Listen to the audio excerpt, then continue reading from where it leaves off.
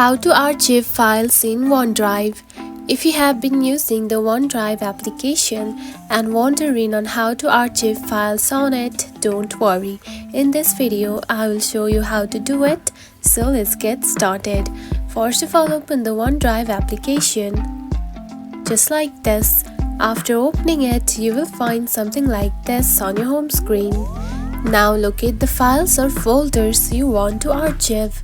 Since OneDrive does not have a dedicated archive button, the common way to archive is to move files to a specific archive folder you create for storage.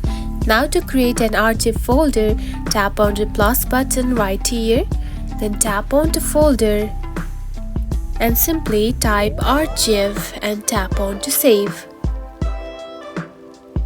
Now your folder has been created. Now to archive the folders, simply tap and hold on a file or folder to select it. Just like this. Now you can select multiple files and folders and tap onto this button right here, select it. Then tap on to the archive folder, select it and tap on to move. Just like this, and you can see the files has been moved. And that's it. This is how you can archive files in OneDrive. If you found this video helpful, don't forget to like and subscribe for more tips. Thanks for watching.